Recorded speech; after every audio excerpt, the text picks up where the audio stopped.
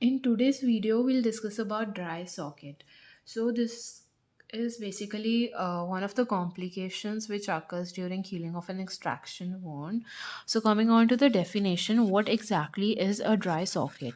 It is basically a type of focal osteomyelitis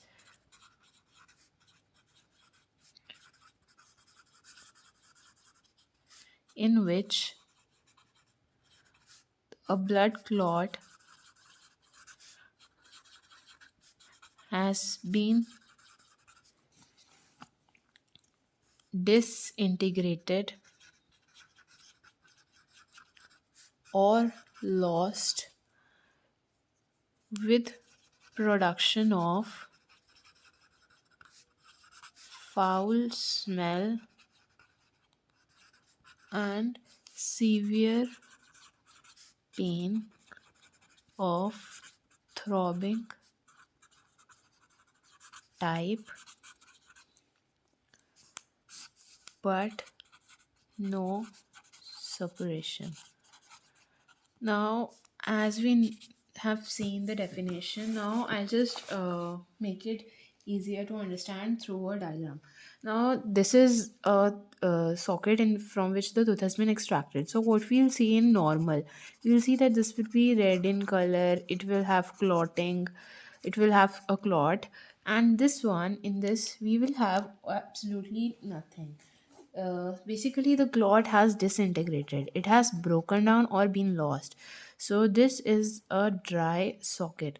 Now coming on to what are the other names of dry socket. So the other names, to remember it easily, we'll remember it through AAAL. So the first one we'll write as alveolar osteitis. The second one, alveolalgia. The third one is alveolar alveolitis sicca dolorosa. Then localized acute alveolar osteomyelitis. Okay, now this condition is very common and painful. The socket, as the name suggests, it is dry. The socket has a dry appearance. Socket has dry appearance. Has dry appearance due to loss of bone. Due to loss. Sorry, due to loss of clot due to the exposed bone. Now, coming on to the etiology. Etiology, most commonly it occurs in females. It occurs in tobacco users.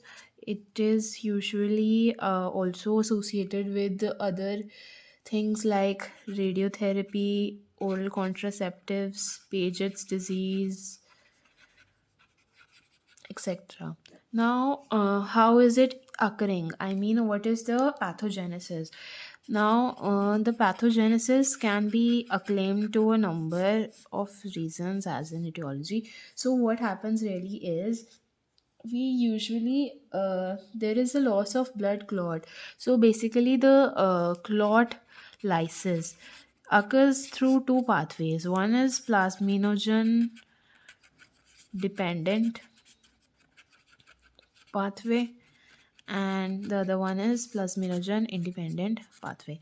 Now what happens is plasminogen, it is synthesized in liver, so then it is released into the blood. Then it acts on fibrinogen and fibrin.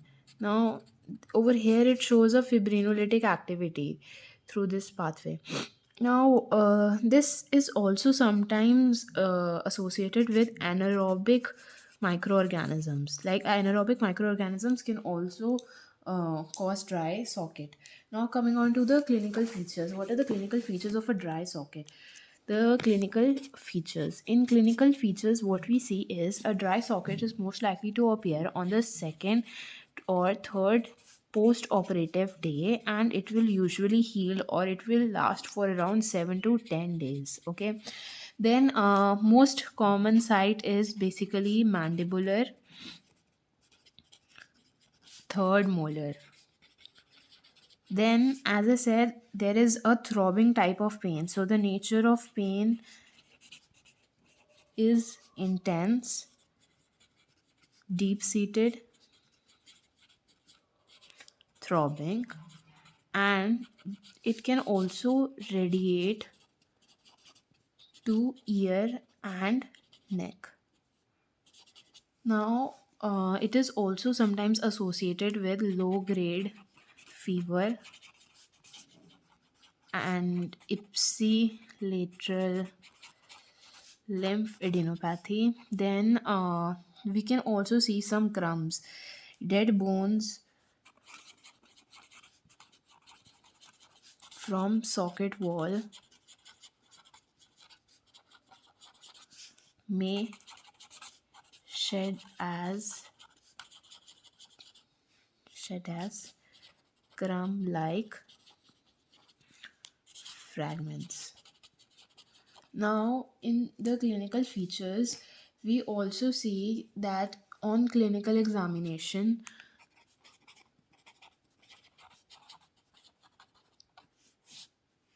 the bony walls, they appear as bare, whitish, visible, and the socket is devoid of clot. Now, the mucosa is seen as red, inflamed, tended. Now, what happens is, since the socket is empty, like here, so what we'll see is sometimes there can also occur accumulation of food into the socket, the food debris, and even the dead bones can be seen in the socket. So this is seen, and this will be felt as a rough area on probing. Now on the radiograph, so the radiographic findings, what we'll see is we'll see an unhealed socket. There can be sometimes sequestrations, and we can also see that we can just see these.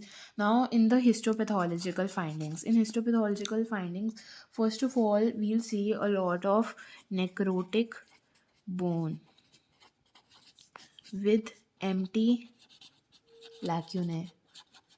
Then there will be intense inflammatory reaction. Then we will also see localized osteitis, as the name suggests, osteitis. Now, this is the histopathology. Now, what is the treatment? First of all, in treatment, what we'll do is we'll clear the socket of food debris and dead bone. Then we will give an analgesic medicated dressing, like alvo gel. Okay, or we will also we'll put it for a few days and then we'll replace it after a few days. Then we can also coat ZOE paste. We can also give an antibiotic cover.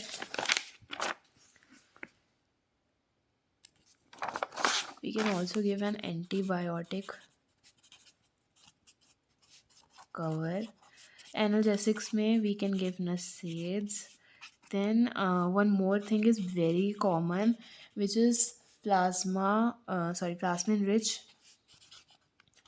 fibrin. PRF, basically it is very cost effective and it leads to early reduction of pain as compared to analgesics.